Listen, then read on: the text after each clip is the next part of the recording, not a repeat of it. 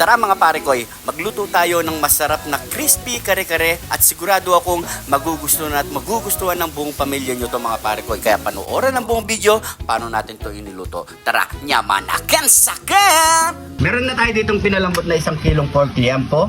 So yan, so ready to fry na rin yan. At syempre meron din tayo ditong mga gulay. Ayan. So naka-ready na yan. So hiwain na lang natin ang ating talong.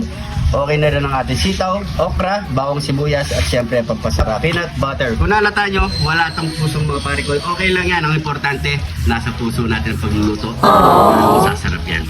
Tara, luto na tayo. Let's go! At syempre, unang gagawin natin, piprituin muna natin ang ating ipinalambot na pork belly. At takpan muna natin yan para maiwas tayo sa talsik ng mantika. After 5 minutes, kapag ganyan ang kulay nasa kabila mga parikoy, so baliktad na muna natin yan para pantay ang kulay. After 5 minutes ulit mga parikoy, pwede na muna natin to iset aside para maiprito na natin ang ating mga gulay. Unahin muna natin prituin ang talong mga parikoy at kapag ganyan na, pwede na natin yung iset aside. Step by step lang natin ang pagprito ng gulay mga parikoy. At syempre sa pangalawa, ilalagay na rin natin ang ating sitaw at okra. Shoutout nga pala sa mga bagong followers natin dyan. Maraming salamat po. Welcome na welcome po kayo dito sa June TV mga parikoy. At syempre, huwag kalimutan i-share ang ating video para mas marami makapanood sa ating niluto ngayong araw. At ang last na ipiprito natin ng gulay, ang pechay mga parikoy. So antayin na lang natin yan. So okay na ang ating pechay mga parikoy. Painitin na muna natin ng mabuti ang ating mantika at isa-second fried na natin ang ating pork belly. At kapag ganyan na ang texture ng ating pork belly mga parikoy, pwede na natin i-set aside yan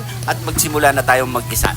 Tara, let's go! Simulan na natin ilabas ang kulay ng ating aswete at ilagay na ang mag-asawang bawang at sibuyas at saka na natin to halu-haluin muna hanggang sa lumabas ang kanyang mabagong aroma at ilagay na ang ating pampasarap na peanut butter. Kahit anong brand pwede naman mga parikoy, nasa inyo yan. At ibuhos na natin ang ating gata. Maglagay na tayo ng konting asin at konting MSG. Mekos-mekos lang natin yan mga parikoy hanggat sa mag-caramelize ang ating sarsa. At habang hinihintay natin ang ating sarsa, hiwain na natin ang ating pork liempo na ganyang kalalaki. So tara, let's go! Plating na tayo.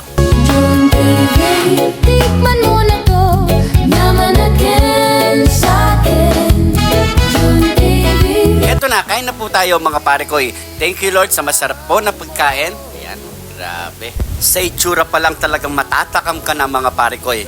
You know, kain po tayo.